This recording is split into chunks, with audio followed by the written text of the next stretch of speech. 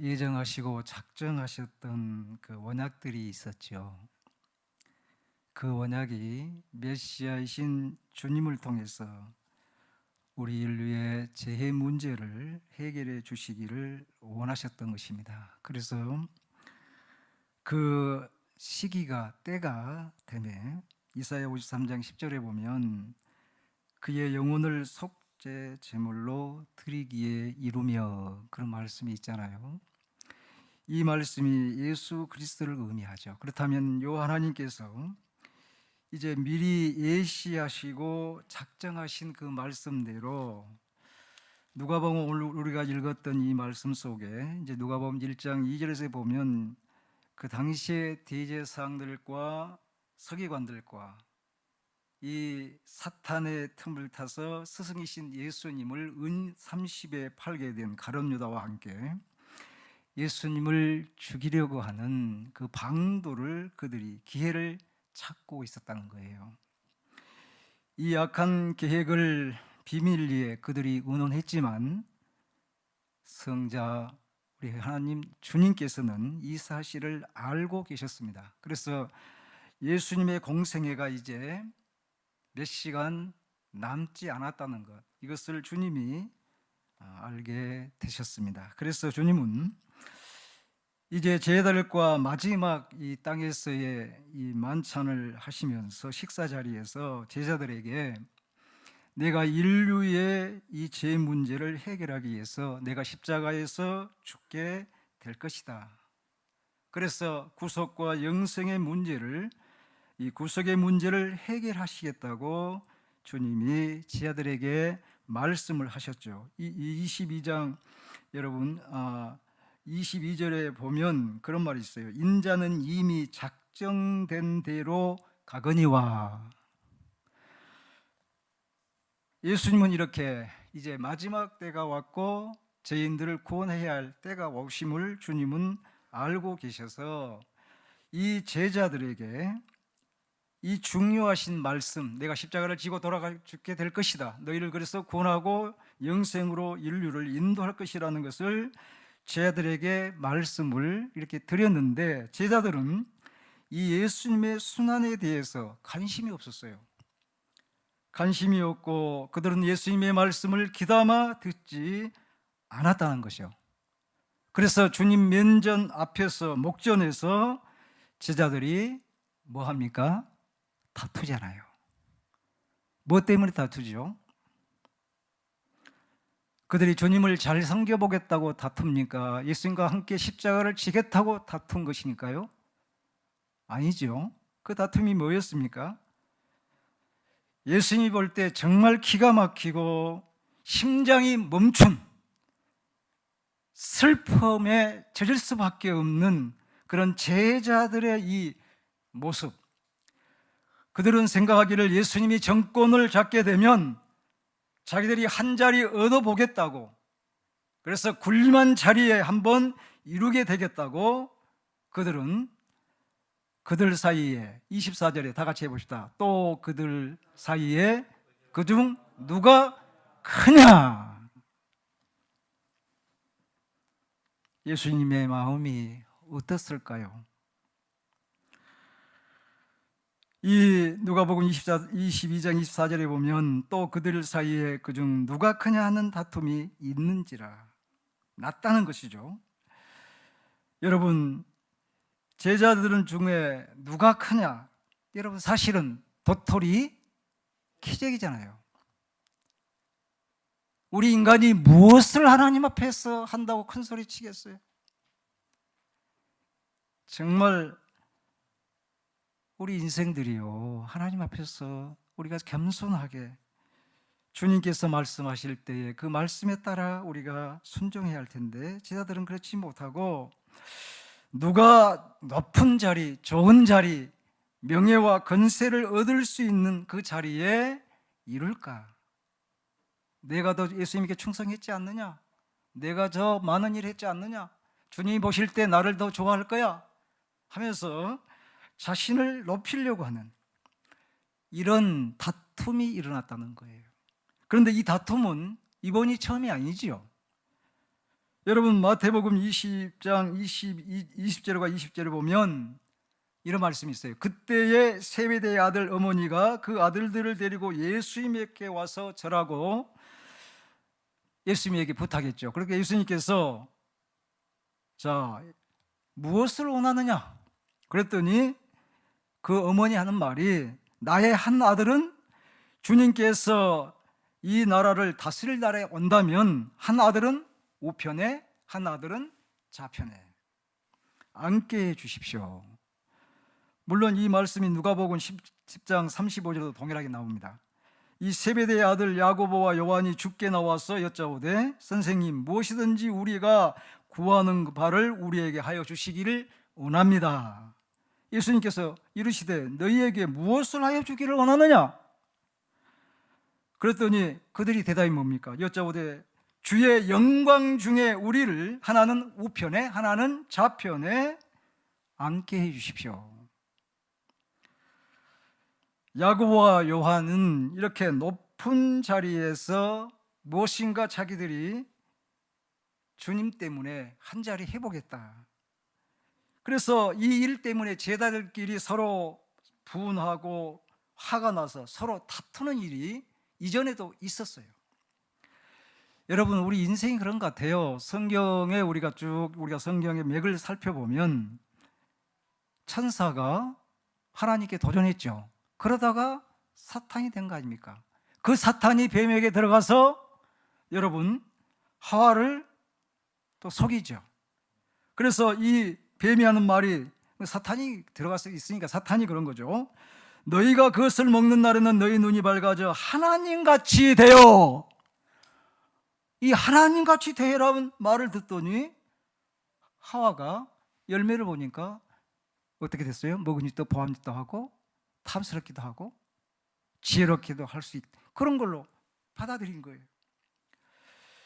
여러분, 그것이 뭡니까? 죽음이었잖아요.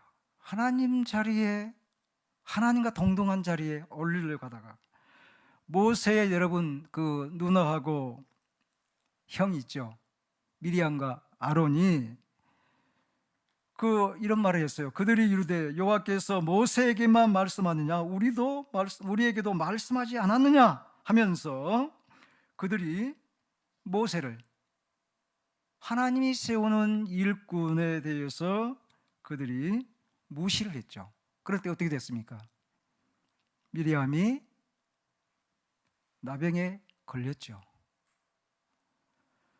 여러분, 고라와 다단과 아비람과 온이 당을 지어서 250명과 함께 당을 지어서 그들이 모세에게 도전하죠.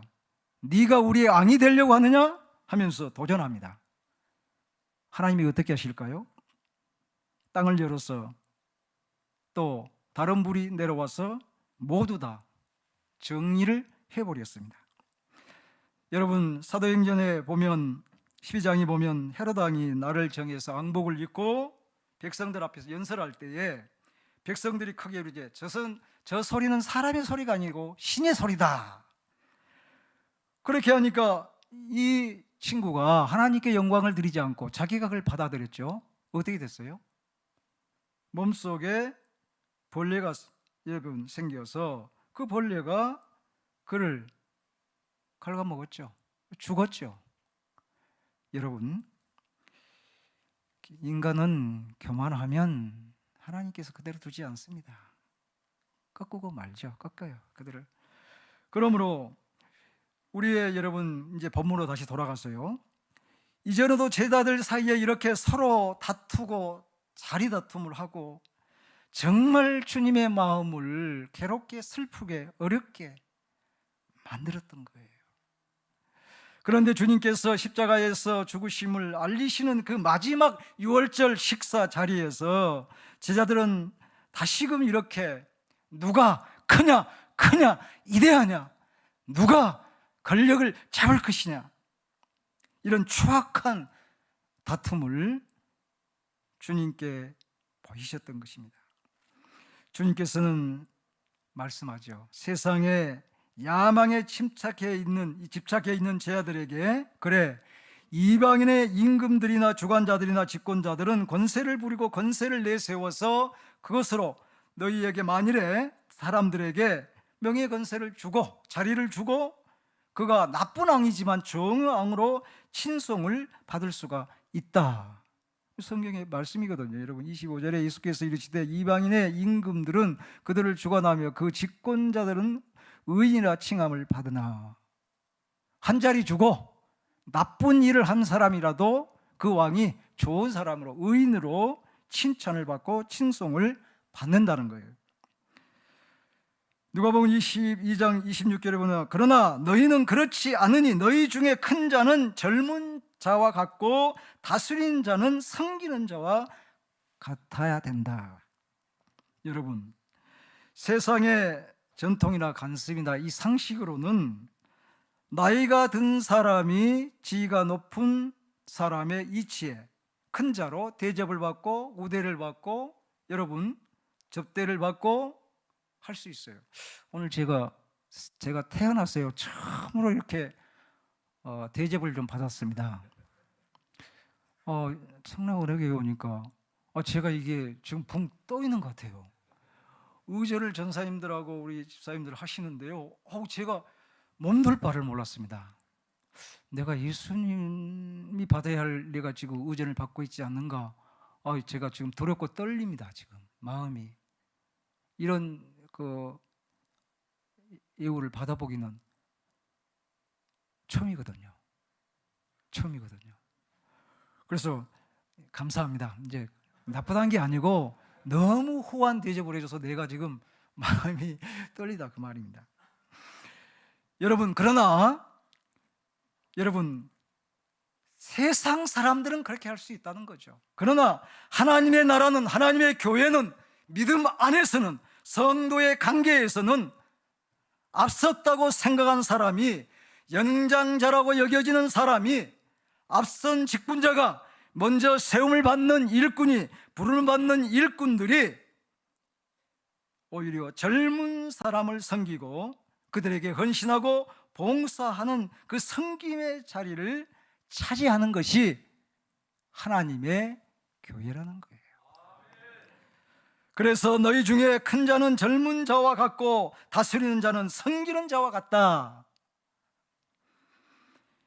예수님 당시에요, 사회는 이 젊은 자들이 연장자들을 섬기고 하는 일이 사회의 분위기였고, 이것도 상식적으로 그렇게 돼야 된다고 맞는 일입니다. 세상적으로는.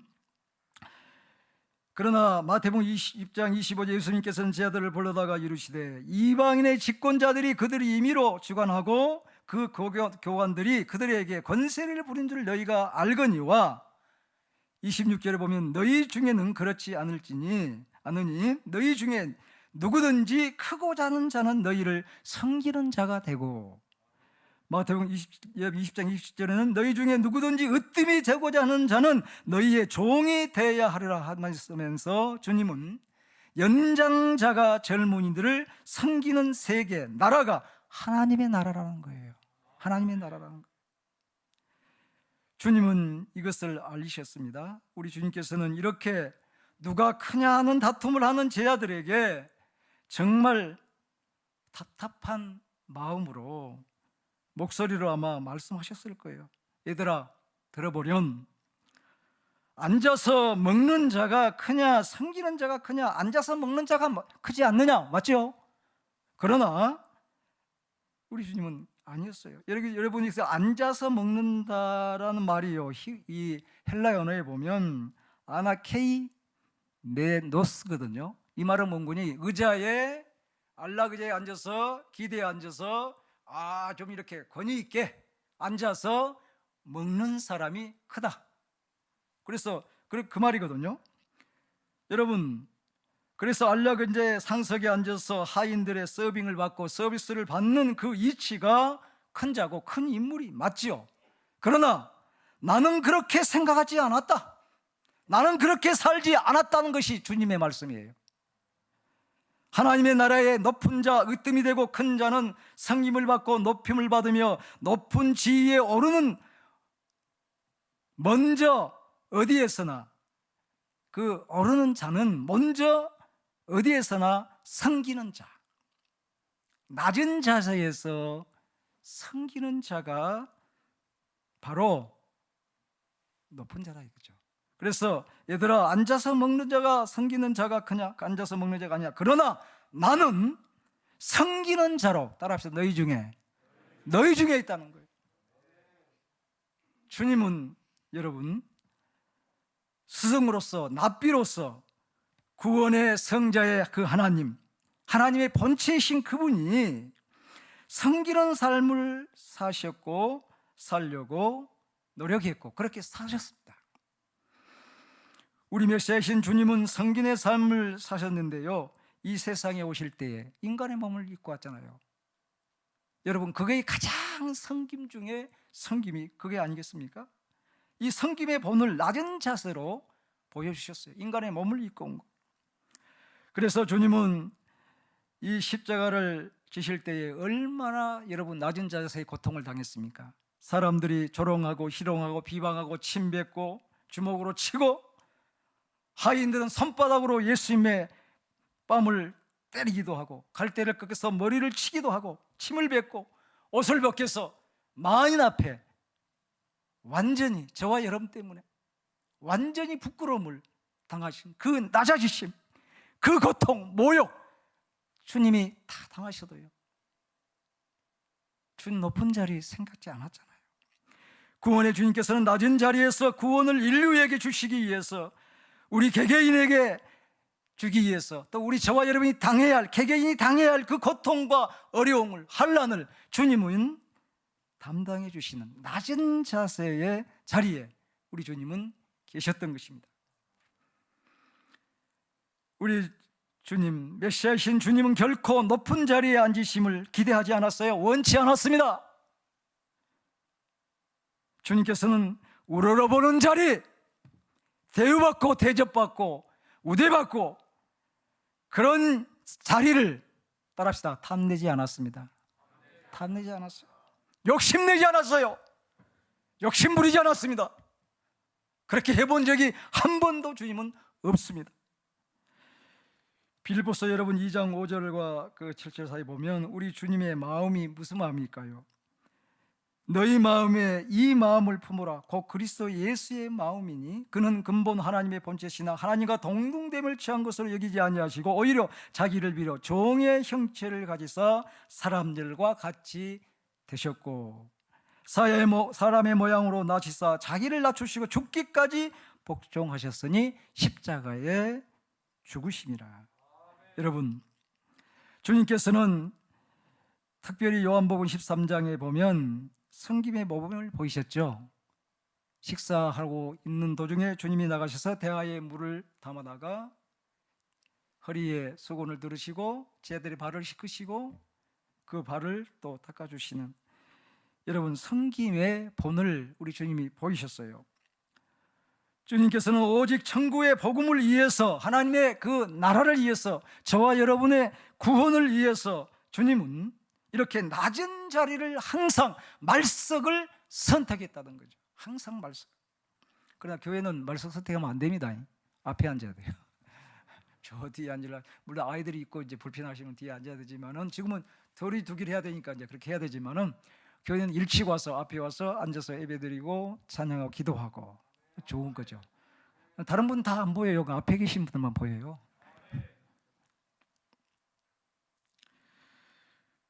성도 여러분, 우리 주님 메시아는 이렇게 오직 하나님의 영광을 위해서, 죄인들을 위해서 이렇게 주님은 자신을 낮추셨던 것입니다. 그리고 주님은 십자가상에서 그 고통 중에서 정말 여러분 얼마나 어렵습니까? 그런데 주님은 그것에서도 복음을 전하시죠. 누구에게요? 왼편, 오른편 어느 쪽입니까? 모르죠. 성경에 어느 쪽이란 말 안 했으니까 저도 모르겠어요. 오른쪽이 왼편인지 모르지만 행악자 중 한 사람이 주님께 말을 걸어왔을 때 주님께서 그에게 어떻게 합니까? 오늘 네가 나와 함께 낙원에 있으리라. 주님은 돌아가시면서까지도, 피를 흘리시면까지도, 그때도 복음을 전한 일에 모든 것을 쏟으셨습니다. 모든 것을. 그러므로 여러분 이제 기억합시다. 이사야 43장 1절에 보면 우리 하나님께서 왜 우리를 부르셨을까요? 따라합시다. 내가 너를 지명하여 불렀다. 저와 여러분은 하나님께, 우리 주님께로서 선택받던 사람들이에요. 스카우트 당한 선수들이에요. 스카우트. 하나님께로부터, 주님께로부터. 그렇다면 우리가 선택을 받았다면, 이제 지명을 받았다면, 우리가 여러분 성별되고 선별되고 특별히 고르고 골라서 하나님께서 우리를 부르셨기 때문에 그 부르심의 소명, 부르심에 우리는 합당한 삶을 우리가 살아야 됩니다. 살아야 돼요. 그래서 이제 우리는, 우리 하나님께서 우리를 부르셨기에 그 주인이 원하는 대로, 토기장이가 여러분 그래서 비빌 때에 자기 마음대로 비비잖아요. 마음에 안 들면 깨뜨려 버리고 하듯이 하나님이 우리를 부르셨어요. 그렇다면 하나님이 우리를 빚은 대로 우리는 살아가야 돼요. 내 생각과 방법대로 잘 된다 안 된다, 아 기분 좋다 나쁘다, 아 내가 오늘은 어떻게, 이게 아니고 하나님이 나에게 주신 말씀에 따라 하나님이 나를 부르셨기에 하나님을 위해서 우리가 살아가야 되는 것입니다. 그래서 사도 바울은 로마서 14장 7절과 8절을 보면 이런 고백을 했죠. 우리가 살든지 죽든지 누구를 위해서요? 그리스도를 위해서, 하나님의 영광을 위해서 살고 생명을 바쳐야 된다는 거예요. 우리는 누구를, 여러분, 나를 위해서 태어난 사람이 없어요. 나를 위해서 부름받는 사람이 아무도 없습니다. 주를 위해서, 하나님을 위해서 우리가 부름받았기에 우리가 죽어도 주를 위해서, 살아도 주를 위해서 살아가야 된다는 거예요. 살아가야 된다는 거예요. 우리가 사나 죽으나 우리가 다 주의 것이기 때문에, 하나님의 것이기 때문에, 내 것이 아니에요. 하나님의 것이기 때문에 주를 위해서 살아야 된다는 겁니다. 주님께서는 여호와 하나님의 이 정말 사랑을 우리에게 실천해 주셨어요. 낮은 자리에서 한강 성김의 그 자리에서 우리에게 이런 본을 보여주셨던 것입니다. 그래서 주님이 말씀하죠. 너희가 이제 높은 자리, 그렇게 좋은 자리 바라지 말고 낮은 자리를 취해라. 그러면 내가 너희에게 줄 게 있다는 거죠. 뭐였습니까? 오늘 성경 본문에, 자 거기 여러분 29절에 내 아버지께서 나라를 내게 맡기신 것 같이 나도 너희에게 맡기겠다. 여러분, 그러면 주님이 우리에게 일만 주신 겁니까? 일만 하라고? 아니죠. 여러분, 거기에는 반드시 상급이 따릅니다. 상급이 뭡니까? 거기 여러분 다 같이 30절 봅시다. 너희로 내 나라에 있어 내 상에서 먹고 마시며 또는 보좌에 앉아 이스라엘 12지파를 다스리게 하려 하노라. 주를 위해서 여러분 우리가 살아가면 하나님, 우리 주님께서 하나님의 그 맡기신 사명을 이제 감당하시고, 또 우리가 그 주님께서 주신 사명을 감당한다면 우리에게 반드시 상급이 있다는 겁니다. 땅에서 여러분 자리가 아니라 하나님의 나라에서 주님이 우리에게 상급을 주시겠다. 그러므로 우리 그리스도인은 이제 사나 죽으나 오직 하나님의 영광을 위해서, 그리스도의 영광을 위해서 우리가 살아야 됩니다. 저와 여러분이 복음을 또 그렇게 전해야 합니다. 이제 우리는 나의 존재 전체가, 나의 모든 세상의 삶 전체가, 나의 영육이, 모든 것이 하나님을 위해서, 예수 그리스도를 위해서 왔기 때문에 저와 여러분도 우리의 모든 것을, 나의 생명까지라도 송두리째 하나님께 드리고 주님께 드리고 투자를 아낌없이 해야 됩니다. 조금도 남김없이 100% 우리가 주님께 드려야 돼요. 야고보 선생이 이야기했죠. 행함이 없는 믿음은 죽은 믿음이라고. 여러분, 오늘 저와 여러분은 어떠한 믿음을 가지고 있습니까? 행함이 없는 믿음을 갖고서 하나님 앞에서 우리가 그래도 믿음 생활 잘하고 있다고 생각하십니까? 그건 아니잖아요. 믿음이 있으면 행함이 따라와야, 물론 행함으로 우리가 구원을 얻는 건 아니에요. 그러나 믿음이 있으면 행함이 따라와야죠. 바울 사도가 갈라디아서 6장 11절과 17절에 보면 내가 그리스도의 흔적을 가졌다 여러분, 저와 여러분의 생애 속에, 삶 속에 우리가 뭔가 하나님의 영광을 위해서, 주님을 위해서 흔적을 남기고 가야 된다는 거예요. 여러분들이 청라은혜교회에서 이제 신앙생활 하시다가 하나님 나라에 간다면 뭔가 흔적을 하나 남기고 가야 되지 않겠습니까? 흔적을 하나 남기고요. 그럼 무슨 흔적을 남기실래요? 근데 제일 좋은 흔적은요, 제가 볼 때는 천하가 귀한 생명을 주님께 인도하는 거예요. 내 생애 속에, 내 평생에 한 사람이라도, 아니면 1년에 한 사람이라도, 한 달에 한 사람이라도 주님께 인도하는, 이것이 가장 여러분 큰 흔적이죠. 예수 그리스도의 흔적을 내가 그들에게 알려주고 심어주고 그들에게 여러분 전하는 것이니까, 이런 흔적을 좀 남기고 저와 여러분이 주님의 나라에 갈 수 있었으면 참 좋겠어요.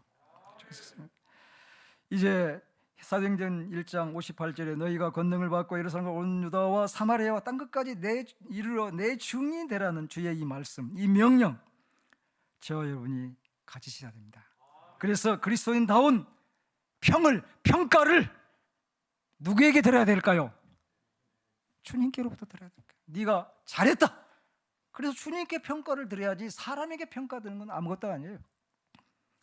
주님께, 마지막 날 주님께 우리가 그런 평가를 받는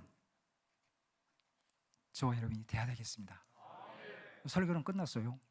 이제부터 급식소 소개할 거예요. 제가 왜 이 설교를 했을까요? 이제 제가 급식소를 하게 된 동기에 대해서 말씀을 좀 드릴 텐데요. 제가 이 급식소를 하면서 내 마음속에, 내 생활 속에 묵상하는 말씀, 누가복음 22장 27절 뭡니까? 앉아서 먹는 자가 크냐, 섬기는 자가 크냐, 앉아서 먹는 자가 아니나 그러나 나는 섬기는 자로 너희 중에 있노라. 이것이 제가 지금 급식소를 운영하고 있는 성구입니다. 이 말씀을 제가 항상 하루에도 몇 번씩 암송하고 기록하고요, 의미를 생기기 위해서 하고 있죠.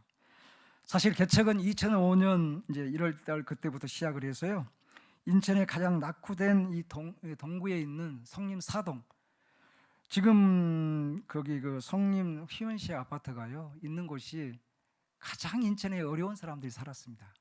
쪽방촌이라 그럴까요? 여기에 이제 그분들이 살았는데요, 제가 그곳에 개척을 하고 한 6개월 정도 전도를 하니까 한 30-40명 교인들이 모이더라고요. 2005년대예요. 그럼 마음이 달라졌어요. 교회를 열심히 하면 좀 교회가 되지 않을까, 그런 생각을 했는데요. 이 마을에 전도를 다니는데 아이들이 많은데요. 옛날에 그 공부방, 학교에 방과후가 그때는 없었어요. 한 7년 전에는 별로 없었거든요. 아이들이 보니까 공부를 못하고 학원도 못 다니고요, 아이들이 이렇게 놀고 있어요. 아이들은 물어봤더니 어떤 아이들은 초등학교 1, 2학년인데 글씨를 모르는 거예요.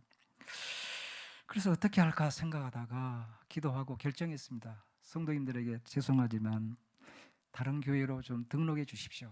나는 이제 공부방을 하면서 이 아이들을 전도를 좀 해야 되겠습니다. 그래가지고 교인들을 다 이제 보냈어요. 보내고 그때 이제 공부를 시킨 거예요. 그래서 공부를 어떻게 시켰는군요. 1년 365일입니다. 급식소만 1년 360일 아니라 이 공부방도 1년 360일 한 거예요. 저그들이 안 오면 안 왔지 나는 항상 문을 열고 가르칠 준비가 되어 있었어요. 그래서 그때 국어, 수학, 사회, 과학, 영어, 피아노 이것을 교육을 실시한 거예요. 학원처럼 똑같이요. 학원처럼 똑같이 공부를 가르친 거예요. 그런데 그때 가르친 교사가 누굴까요? 제하고 우리 아내하고 우리 이번에 그 피아노 친 딸이 있었어요. 결혼식 할 때. 그 딸하고 우리 한 번에 둘입니다. 같이 이제 공부를 가르친 거예요. 그 아이들이 어떤 아이들을 공부를 한 애들 오는데 평균이 10점, 20점이에요. 평균이. 그런데 이 아이들을 끌어올려야 되는데 어떻게 해야 될까? 그래야 교회가 또 이렇게 소문이 나잖아요. 그래서 1년 1학기, 2학기 가르치고 나면 한 3, 40점은 올라가더라고요. 2년쯤 가르치면 70, 80점이 올라가요. 3년쯤 가면 이 녀석들이 그러더요. 평균 90몇 점 나와가지고 그 서하초등학교 전교 1등이 나요. 서림초등학교 1등이 나요. 서하초등학교 1등이 나요. 또 그 다음에 저기 송현 학교가 한 10개 학교가 왔을 거예요. 아이들이요. 소문이 나니까요. 엄마들이 데려오는 거예요. 아이들을. 그래서 제가 몽당 연필이 우리 급소에 가면 한 800개 정도, 몽당 연필 알죠? 이만한 거 이거 깎아가지고 이렇게 꽂은 거, 이것을 내가 만들어가지고 이 몽당 연필을 가지고 아이들을 공부를 시킨 거예요. 일부러. 왜? 아이들이 몽당 연필 이만한 거 이제 몇 개 주워오면, 3개 주워오면 새 연필 내가 사서 하나씩 주고, 그래서 그걸 해서 지금도 추억으로 남아 있습니다. 남아 있어요. 800개 정도 남아 있어요. 그걸 가지고 공부를 시켰어요. 그리고 90점 이상 올라가면 앞에다 이름을 걸고 어디 학교, 국어, 수학, 사회 했고 몇 점 해서 90점 이상 해서 몽당 연필 기적 그래가지고 프랭카드를 10 몇몇 타로 크게 만든 거예요. 크게 일부러. 그 우리 이태 1층에가 실사가 있었거든요. 그 실사 하신 분, 실사 알죠? 간판 이 거성 만드신 분. 그 아들 둘이가 우리 공방에 왔거든요. 학원 다니다가 학원을 가르쳐 보니까 돈 들어가는데 이 애들이 뭐 80점 치려고 하는데 목사님한테 보내니까 1년 2년 되니까 이놈들이 1등 하고 그러거든요. 자기 부모들에게 공짜로 만들어 주는 거예요. 공짜로. 그러니까 크게 그렇죠. 소문이 나서 아이들이 참 많이 왔었어요. 평소에 한 40-50명씩 이렇게 와서 공부를 이제 하게 되는데요. 욕심이 좀 생겨서요. 제가 공부방을 또 2개를 열었습니다. 저기 선두 알죠? 강화도 선두 횟집 있는데요. 그 횟집에 한번 누가 초대를 해서 갔더니 거기 횟집에 그 할머니하고 엄마 아빠가 우리 여기 유치원 초등학교 들어가야 할 3명의 아이가 있는데 7살짜리들이 글씨를 모른다는 거예요. 내가 공부하는 건 어떻게 누가 또 이야기를 했는가 봐요. 그래서 목사님 좀 우리도 그 감리 교인이더라고요. 좀 와서 좀 가르쳐 달래요. 하다가 그래 알았다. 그래서 이제 마음을 먹고 우리 공부방이 옛날에는 2시부터 시작해서 5시 반까지 이제 공부를 가르쳤거든요. 그걸 가르쳐 놓고 5시 반에 차를 타고 거기 가서 3명 아이를 우리 딸하고 집사람하고 내하고 가가지고 거기 가면 6시 반, 7시 이제 안 되죠. 그러면 10시 반까지 공부를 가르치고 집에 온 거예요. 2년 동안 그러다 보니까 병이 난 거예요. 그런데 또 밀어나게 해요. 또 연속에다가 또 공부 하나도 또 차렸어요. 우리들 공부방이라고. 이번에 그 우리 결혼할 때 그 키 큰 목사 하나 있었죠? 기도하신 목사님. 그 우리 천안 목사인데요. 교회에 와서 공방 좀 해달라는 거예요. 그래서 또 갔어요. 그래갖고 이제 일주일에 많은 못하고 한 3일 동안 정감하고 드럼을 한 친구가 있어갖고 이것을 이제 아이들이 가르치면서 공방을 했습니다. 한 2년 동안 하다가 도저히 못하겠더라고요. 2군데는 정리를 하고 이제 우리 공부방만 하게 되는데요. 그렇게 해서 이제 공부를 하면서 복음을 아이들에게. 그래서 전 아이들이 주일날 다 교회 와야 되죠. 왜? 안 믿는 아이도 교회에 전도하기 위해서 그걸 내가 공부를 한 거니까요. 그래서 1년 360일을 하면서 아이들을 전도를 이제 했던 것입니다. 그리고 여러분 이제 하다가 안 되겠더라고요. 급식소를 시작해야 되겠다. 왜 그런 거냐? 할머니 할아버지들이 많은데 우리 지역에요. 폐지 주스는 분도 많은데 그분들이 보니까 폐지를 주셨는데 밥을 한 끼를 못 먹어요. 하루에 팔아가지고. 그리고 저분들이 보니까 다 옛날에 교회를 다녀보지도 않고 안 다니신 분들이에요. 그래서 이야기를 좀 하다가 안 되겠다. 전도를 해야 되겠다. 그래서 그때 생각하기를 끝물 수확, 이삭 죽기. 무슨 알죠? 이삭 뜯어주면 관심 없잖아요, 사람들. 그런데 내가 이 사람들, 하나님을 모르는 이 사람들에게 이삭 죽기를 끝물을 내가 주님께로 인도해야 되겠다.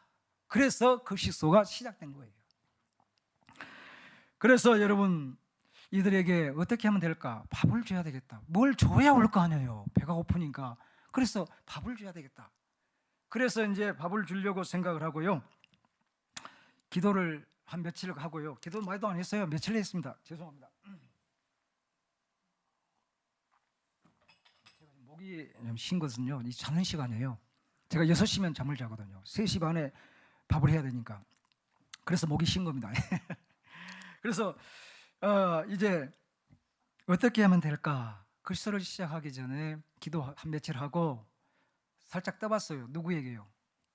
옆에 아내에게.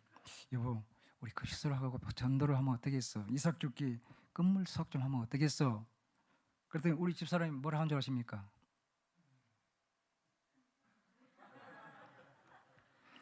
그 다음에 형제들에게 이야기했더니 친한 목사들이나 지인들에게 좀 알렸더니요, 뭐라는 거니에요? 첫 마디가요, 뭐라고 반응 보였을까요? 미쳤냐? 미쳤습니까? 그 말이었어요. 제게. 이유가 있죠. 개척교회에서 어떻게 할 수 있겠느냐? 기성교회도 시도도 못하고 시도했다가 중단하고 하는데 개척교회가 무슨 예산이 있어서 1년 365일 밥을 준단 말이냐? 그 당시에요, 우리 딸이 대학교 3학년이었습니다. 우리 투가 대학 입학, 1년에 학비만 해도요, 사립이니까 학비만 해도요 300 잡아도 900만 원이잖아요. 그 두 번이니까 먹고 어쩌고, 이게 답이 안 나오는 거예요. 답이 안 나오는 거예요. 그런데 밥을 주겠다고 그러니까 반응이 바로 그것입니다. 미쳤느냐? 미치지 않고 그렇게 생각할 수 있느냐? 국가에 지원받는 것도 토요일날, 일요일날은, 공휴일날은 쉬고 하는데 어떻게 365일 급식소를 하겠다고 황당한 그런 계획을 세웠느냐 하면서 목사를 우습게 보더라고요. 그리고 우스운 사람이 됐죠. 그러나 내가 또 이렇게 좀 조금만 하지만요, 조금만 해도 2m에서 조금 부족합니다. 조금만 하지만은 결단력은 또 있거든요. 그래서 누구 말도 듣지 않고 바로 1년 360일 집합 시작합니다 하고 바로 급식소를 운영을 시작에 들어갔습니다. 그런데 여러분, 급식소를 운영하면서 내가 하나님 앞에 다짐했던 것이 한 가지 있었어요. 그게 뭐냐? 아까 목사님이 저에게 물어보시더라고요. 예수님, 하나님, 성령님 외에 개인이나 교회나 단체나 기업이나 국가나 지자체 그 누구에게도 후원해 주십시오, 도와주십시오, 절대로 요청하지 않겠습니다. 요구하지 않겠습니다. 하나님 앞에 맹세했습니다. 지금도 그것은 그대로입니다. 그대로입니다. 지금까지 해본 적이 없어요. 앞으로도 하지 않을 겁니다. 왜요? 내가 만일에 그것을 하게 되면 여러분 어떻게 될까요? 내가 사람을 의지하고 교회를 의지하고 단체나 기업이나 국가를, 지자체를 의지한다면 아마 급식소는 6개월, 1년도 못 가고 지금 문 닫았을 거예요. 그러나 만일 내가 하나님을, 우리 주님을, 성령님을 제2선으로 물러내고 여러분 내가 일선에 서서 내가 이 일을 한다고 한다면, 주님을 제쳐놓는다면, 하나님을 제쳐놓는다면 여러분 할 수 없었을 거예요. 문 닫았을 거예요. 그러나 나는 믿었습니다. 하나님이 주인이시니까, 하나님이 주인이시니까, 주님께서 주인이시니까 주시면 나는 오늘 밥을 주고 내일 안 주면 나는 내일 굶기면 되는 거예요. 왜요? 그래 할머니들에게 공포했어요. 우리는 급식소에 국가의 지원 안 받으니까 내일 혹시 오면 물만 마시고 갈 수 있으니까 할머니, 할아버지도 그렇게 하십시오. 한 달에 한 번씩은 꼭 이야기했습니다. 한 몇 년간은. 왜? 내일 없을 수 있잖아요. 아무것도. 그러나 여러분 지금까지 하나님은 한 번도 안 굶겼어요. 한 번도. 딱 한 번 반찬 3가지씩 줬는데 두 가지 줬어요. 한 번. 예. 반찬을 남기니까 화가 나가지고 한 번 뺐어요. 화가 나서 뺐다니까요. 3가지 줬는데 좀 남기기에 왜 남기시냐고. 그래서 한 가지 빼면 되겠구만요. 그러면 다 먹겠고. 그래서 한 가지 뺐어요. 처음 딱 한 번요. 14년 동안 딱 한 번 그렇게 했습니다. 그럼 없어서 그런 게 아니고 하나님이 안 주신 게 아니고 내가 나쁜 놈이죠. 하나님 앞에서 건방지게, 목사가 건방지게 줘야 되는데 목사가 건방지게 하나 뺐어요. 그랬더니 음식을, 그래서 음식을요 80명이 먹어도 100명이 먹어도요 음식이 많고 나와요. 왜요? 안 먹으면 난리 나거든요. 피와 땀, 남들이 누가 줬든 목사가 누가 줬든 피와 땀인데 왜 남기시냐고. 그러나 여러분 막상 시작해 보니까 매일매일들이 힘들더라고요. 처음 시작할 때부터 80명 막 70명 온 거예요. 소문이 나가지고요. 그래서 2008년부터 제한을 시켰습니다. 80명으로 제한을 시켰어요. 그래서 어쩔 때는 여러분 진짜 쌀 한 털이었고요. 먹거리가요, 반찬요 없을 때가 14년 동안 한두 번이겠습니까? 수백 번이었어요. 내일 아침이 없어요. 처음에는 좀 걱정이 됐는데요. 그때 내가 항상 이야기했죠. 하나님이 주인이시다. 망신당하면 하나님이 당하고 주님이 당한 거니까 나는 관계가 없다 이거예요. 나는 뭐 그리스도 끝나고 도망가면 돼요. 안 하고 그냥 가버리면 되니까. 그런데 하나님은, 예수님은 영원히 사람들에게 욕먹을 거 아니에요. 아니, 하나님 교회가, 예수님 교회가 국신하더니 목사가 도망을 갔다고 말이야. 그럼 하나님은 욕먹으니까 하나님 알아서 하세요. 그럼 나는 잡니다 그냥. 그런데 아침에 가면요, 누가 갖다 놓은지 모르지만 쌀도 갖다 놓고 뭐 배추도 갖다 놓고 뭐 또 갖다, 그렇게 해서 먹여 살렸어요. 그렇게 해서. 여러분, 이런 일들이 여러분 정말 오래 좀 기획되더라고요. 그래서 제가 이 8년 전부터, 머리가 원래 숱이 많았는데요, 8년 전부터 빠져가지고 지금 이 모양 이 꼴입니다. 지금 이 모습이에요. 8년 전에요, 앞니역에요, 예쁘죠? 내게 아니에요. 4개가 한 번에 웃어서 빠져버리더라고요, 갑자기. 그러더니 또 한 달 후에 이쪽이 4개가 웃어서 빠져요, 어금니가. 그러더니 이쪽에 또 4개가 웃어서 빠져요. 그래서 이거 좀 남은 거예요. 남은 거란 말은 임플란트 했어요. 돈이 없으니까 우리 사이한테 꼬셔갖고 돈 좀 달라. 그래서 사이가 해준 거예요.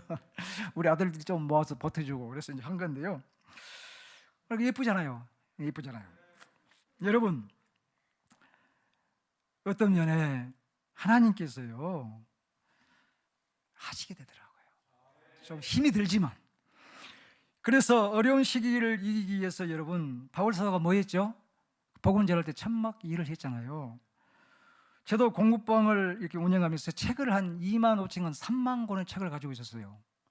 이 헌책들을 모으고 사고 이제 해가지고 모았는데요, 어쩔 때는 양식이 떨어지면요 아무것도 없으니까 할 수 없더라고요. 그래서 3만 권, 2만 권 책을 100kg씩 팔아서 밥을 했던 거예요. 여러분, 또 어떨 때는 제가 이제 10년간 제 서구에서 제 본분 없습니까? 폐지 주실 때 10년간 제가 폐지를 주셨어요. 우리 동구에서는 이제 우리 어르신이 못 주시니까 내가 동구, 중구, 남서구, 남동구, 부평구, 계양구 다니면서요, 오후에 저녁에 제가 폐지를 주다가 우리 지하에 한 3톤 들어가거든, 지하가요. 그것을 지하에다 폐지를 모아놓고 어려울 때 100kg, 200kg 팔면 반찬 만들 수 있거든요. 그래서 폐지를 한 10년 주셨습니다. 그런데 모자 쓰고 다니니까 모르더라고요. 그 누가 지인이 또 모아놓고 부르면 또 가기도 하고, 그러면서 지하에다가 모아놓고 내가 한번 소문을 냈어요. 우리 지하에 금고가 있다 했더니 삼성해상인가 한번 이렇게 봉사 온다고 어디서 왔어요. 그래서 목사님 어떻게 합니까? 그래서 우리 금고가 밑에 지하에 있다 했더니 이분이 호기심도 대단해요. 그분이 그 금고 좀 한번 보세요. 글쎄로 운영한 금고 좀 보세요. 그래서 아니 당신 보면 실망할 텐데 그랬더니 한번 보세요. 그래 데리고 갔죠.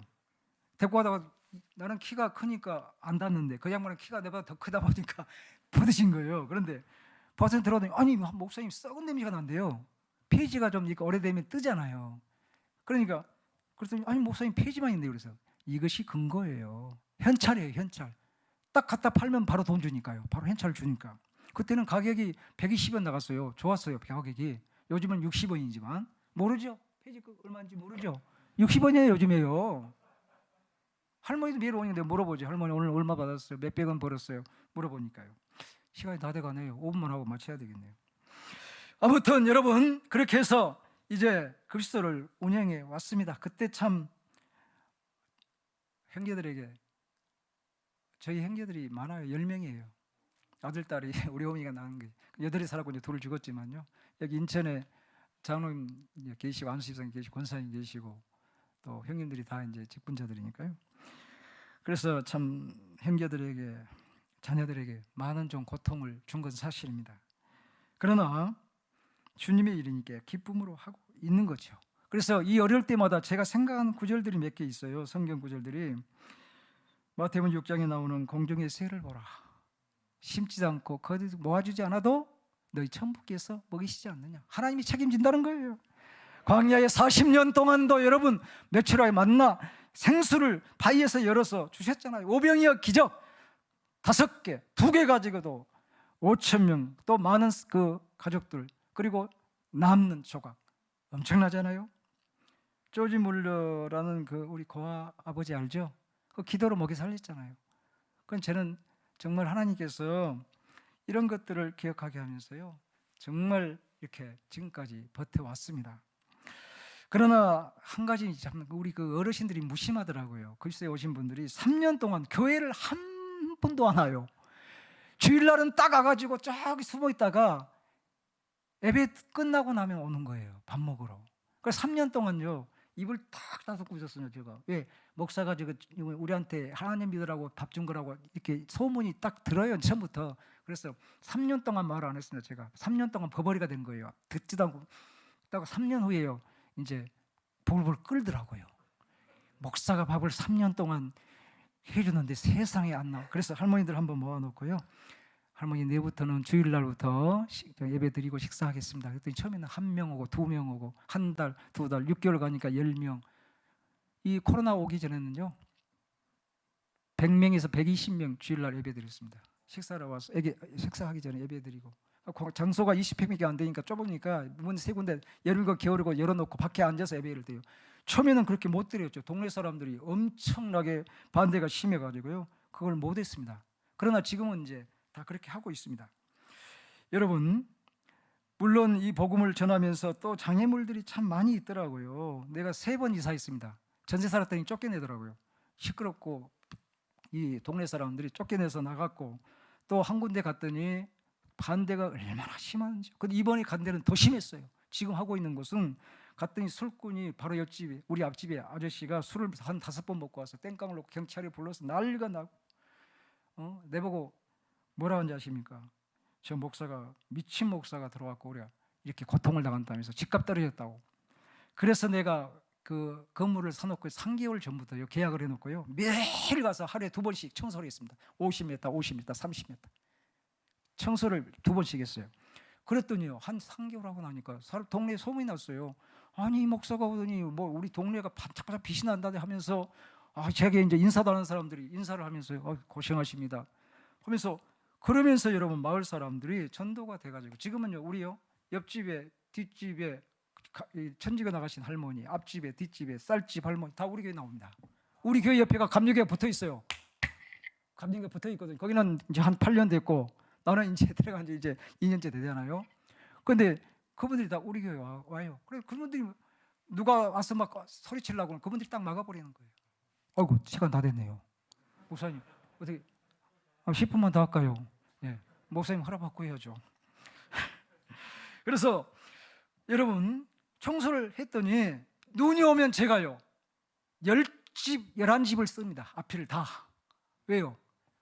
새벽에 나가가지고 밥하기 전에 가서 막 새벽에. 그랬더니요, 이 할머니 할아버지들이요 감동을 받았어요. 그래가지고 요즘에는 급식소요, 누가 한 사람, 여러분 상인회에서 와가지고 난리가 난 거예요. 이거 시장입니다, 시장. 상인회 와가지고 우리 목사님 때문에 장사, 옆집에 바로 옆집이 골목 식당이라고 있어요. 그 식당에 아이고, 우리 장사들 어떻게 될까요? 큰일 났다고 난리가 난 거죠. 그런데 여러분, 제가 가서 보라 했어요. 밥 먹으신 분들 한번 보시라고. 상회 회장님하고 총무가 몇 번 왔어요. 보라 했더니 보니까 자기들이 와서 밥 사먹는 사람 없거든요. 다 90세가 한 20%고 80세가 한 40%고 70세가 이제 거짐인데요. 65세부터 지금은 죽어 있으니까요. 그러니까 이 보니까 독거노인들 밥 사 먹을 사람 아무도 없거든요. 그러니까 자기들이 보니까, 목사님 알겠습니다. 지금은 이제 자기들이 보내요. 시장에 누구 못 사러 오면 할머니, 어르신 분들 저기 급식소 가서 식사하고 가시라고. 그거에 또 밉더라고요.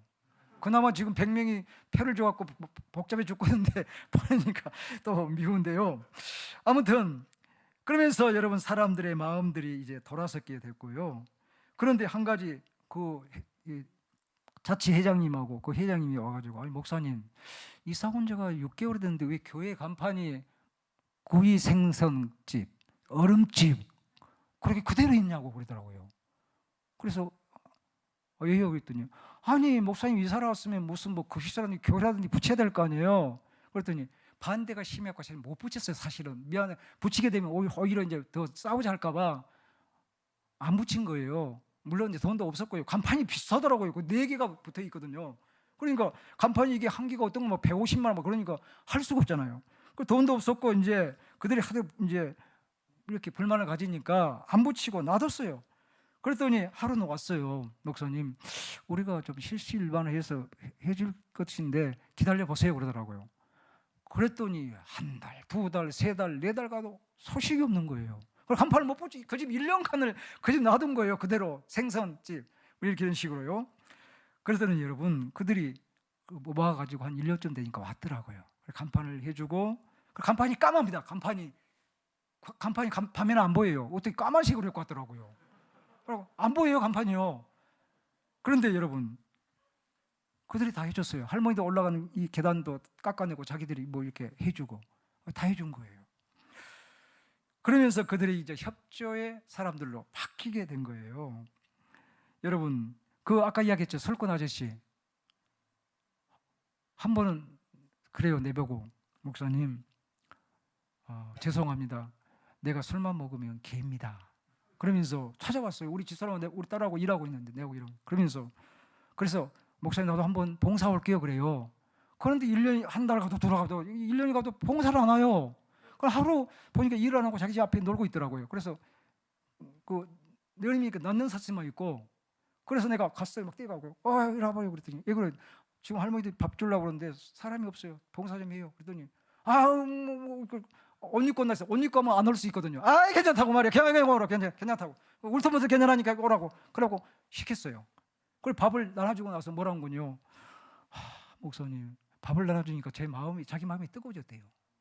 지금은요 90도로 인사합니다. 내 만나면 차도 자기가 먼저 대고 내가 되는데 요즘에는 내가 차에 돼 있으면 빼라 말도 않고 자기가 다 10바퀴를 돌다가 안 돼요. 왜요? 목사님한테 미안해서 폐절하서 못 하겠대요.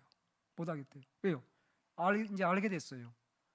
그래서 여러분 이렇게 작은 것이지만 하나씩 둘씩 문이 열리게 되더라고요.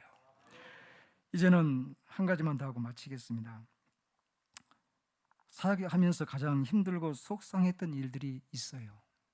그게 뭘까요? 비난, 헐뜯음, 비웃음, 웃음거리로 사람을 만드는 것인데요. 어떤 사람들이 저에게 이야기하더라고요. 가짜 목사가 아니냐? 실력이 없는 목사가 아니냐? 사이비 목사일 거야. 뭔가 노리고 할 거야. 그러지 않고서 어떻게 목사 부부가 1년 내내 밥을 짓고 밥을 주는 목사일까? 지금까지 이런 목사를 보지도 않았고 들어본 적 없고 하면서 여러분 갖가지 헐뜯음 여러분 비난의 소리. 어떤 목사는 직접 찾아와가지고 옆에 목회하는 목사가 개척교회 목사가 찾아왔고 목사님 그 급식소 그만하세요 그러더라고요. 또 어떤 안수희 사님은 와가지고 목사님 가짜지요 그래요. 누가 그랬더니 누가 그렇게 이야기하더래요. 여러분 그러나 저는 굴복하지 않았습니다. 바울 사도가 여러분 참 유대인들이 예수님의 제자들과 그때 당시에 종교인들이 바울 사도를 예수님의 제자로 사도로 인정을 안 했잖아요. 그럴 때 사도 바울이 뭐라 했습니까? 내가 가말리 문화에서 율법을 본 사람이고 율법이 철저한 사람이었고 내가 다밀 석상에서 예수 그리스도를 만나지 않았느냐 하면서 자기를 변명한 적이 한 번 있었죠. 그럼 나도 좀 변명하고 마칠게요. 나 고레파 목사예요. 고레파 아십니까? 일본 치하에 국기에 절하라고 천하게 절하할 때 절하지 않고 꼿꼿이 나갔던 종교 교단이 우리 고신입니다. 고신 목사예요. 고신에서 칼빈주의 공부를 하고 거기서 공부를 하고 목사 안수를 받은 하나님 중심, 성경 중심, 교회 중심, 코람되어 하나님 앞에서 살아가는 목사입니다. 여러분 그리고 우리 짝은 누군지 압니까? 제 아내. 손 좀 들어봐요. 어디 있어요? 없어요? 도망가 버렸네요. 부끄러운가 봐요. 제 아내는 백령도에 기독교가 들어온 우리 한국에 백령도 기독교 들어왔죠. 그때부터 하나님을 섬겨서 지금 우리 6대 때입니다. 25년을 일대 잡으면 140년이 넘었잖아요, 우리 기독교가. 그래 내가 장가간 거 아닙니까? 여러분, 전통 합동축 아내예요. 아내입니다. 제가 결혼할 때요, 내가 우리 고신축 목사들이 얼마나 욕을 못 말해요.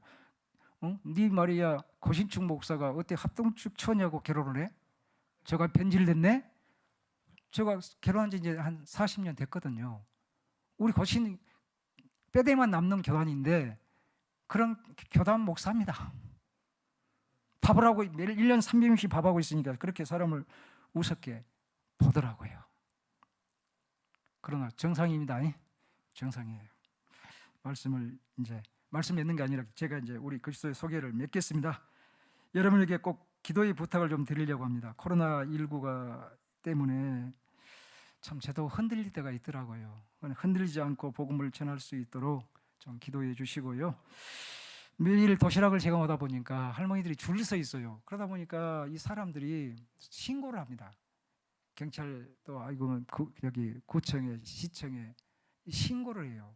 이 배고픈 사람들을 생각하지 않고. 그래서 10시에 밥을 주는데 요즘은 7시 30분에 그냥 밥 한 대로 이렇게 줄 못 서게 드리고 있는데요. 좀 그런 고발을 당해서 혹시라도 하나님의 영광을 가리지 않도록 좀 기도해 주시고요. 그다음에 차량이 또 이게 시장이라 많이 왔다 갔다 하는데요. 치매가 있는 분이 한 10몇 분 돼요. 조금씩 있는 분. 그리고 듣지 못한 이 90세 이상은 잘 못 듣더라고요. 이분들이 한 10분 돼가지고 좀 이렇게 제가 그리스도 운영보다는 안전 문제가 90%입니다. 그게 제일 제가 이게 좀 힘이 많이 든데요. 그 일에 좀 흔들림이 없고 어려움이 당하지 않도록 좀 많이 좀 기도해 주시기를 바랍니다. 그리고 이제 마지막으로 우리 이제 기억을 합시다. 우리 주님처럼 섬깁시다. 주님처럼 우리가 살아갑시다. 저와 여러분이. 그래서 나는 항상 기억합니다. 주님 말씀한 대로 나는 섬기는 자로 너희 중에 있다. 저와 여러분 교회에서든 어디든 섬기는 자로 우리가 살아갑시다. 그러면 그 섬김을 통해서 우리 주님이 정말 우리를 높이시고 우리에게 큰 사랑을 줄 거예요. 아까 제가 말씀했죠. 나는 제 목회는 이제 끝물, 마중문, 이삭 죽기 이 복음인데요. 이 일을 결코 뒤로 물러서거나 중단하지 않도록 좀 많이 기도해 주시기 바랍니다. 감사합니다.